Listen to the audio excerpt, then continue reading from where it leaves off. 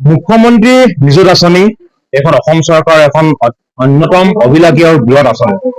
এইখন আঁচনিৰ যোগেদি আজি সমগ্ৰ অসমৰ 1,60,000তকৈ অধিক ছাত্ৰীয়ে এই আঁচনিৰে উপকৃত হৈছে। বিশেষকৈ আমাৰ যিসকলৰ অভিভাৱক অভিভাৱিকা আৰ্থিকভাৱে দুৰ্বল, এই অভিভাৱক অভিভাৱিকাসকলে যথেষ্ট আজি সকাহ হৈছে।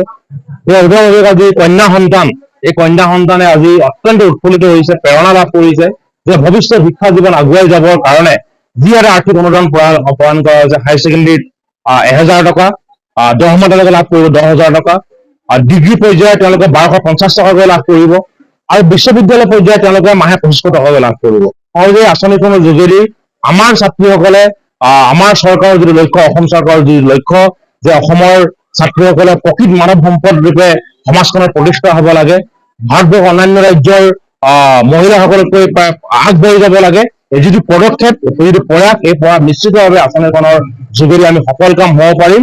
আৰু অসমত বাল্য বিবাহ, বিশেষকৈ আমাৰ যদি আমি ভিতৰুৱা গ্ৰাম্য অঞ্চললৈ যাওঁ, জনজাতীয় অঞ্চল কিছু অঞ্চলত, আমাৰ চাহ বাগিচাৰ কিছু অঞ্চলত, চহৰ অঞ্চলত এতিয়াও ছাত্ৰীক পঢ়ুৱাৰ পিতৃ মাতৃৰ অসুবিধাৰ কাৰণে, আৰ্থিক অসুবিধাৰ কাৰণে তেওঁলোকে স্কুললৈ নপঠিয়াই, কলেজলৈ নপঠিয়াই ছাত্ৰীসকলক সোনকালে বিয়া দিব বিচাৰে, যিটো আমাৰ সমাজখনৰ কাৰণে অত্যন্ত ভয়ানক কথা। সমাজখনৰ কাৰণে এটা বৰ্তমান একবিংশ শতিকাৰ যিহেতু যুগ, এই যুগৰ কাৰণে আমাৰ অত্যন্ত লজ্জাজনক কথা আমাৰ সমাজৰ কাৰণে যে আৰ্থিক দৈন্যতাৰ কাৰণে আমি ছাত্ৰীসকলক সোনকালে বিয়া দি দিওঁ, বাল্য বিবাহ কৰোৱা হয়, যিটো আমাৰ সমাজখনৰ ওপৰত নেতিবাচক প্ৰভাৱ পৰিছে।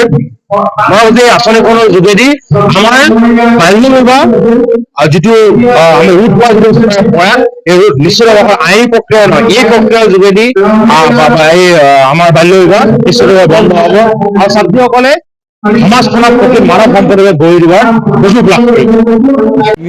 কেনেকুৱা অনুভৱ হ'ব?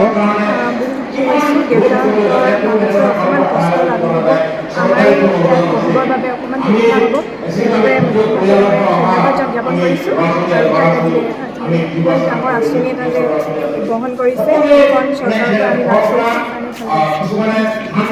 লাভ বহুতো ভাল লাগিছে, যেতিয়া নেকি আপুনি ইমান ধুনীয়া এখন আঁচনি গ্ৰহণ কৰিছে আমাৰ নাৰী শিক্ষা সবলীকৰণৰ বাবে। কিছুমান দৰিদ্ৰ লোকে পঢ়িব নোৱাৰে ন, তেওঁলোকৰ পৰা বহুত সুবিধা হৈছে। তাকে আমি সহযোগী হ'বলৈ পাই, যিহেতু আমি অতিকৈ দৰিদ্ৰ ঘৰৰ আমি ছোৱালী, আমি ফ্ৰীকৈ যিহেতু এডমিশ্যন পাইছোঁ, কিন্তু আমাৰ অহা যোৱা আমাৰ কেতিয়াবা ধৰণৰ অসুবিধা হয়, যিটো দেউতাহঁতৰ সদায় বতৰ বেয়া, এনেকুৱা বহুতো প্ৰব্লেম হয়, কাম কৰিব নোৱাৰে। সেইবাবে এই আঁচনি পাই আমি ভাবোঁ আমাৰ দেউতাহঁতৰ কষ্ট লাঘৱ হ'ব, আৰু সেই আঁচনিখনে যে আমাক সম্মুখীন কৰিছে তাৰ বাবে আমি মুখ্যমন্ত্ৰী ডাঙৰীয়াক এই স্থানৰ পৰাই ধন্যবাদ জনাইছোঁ।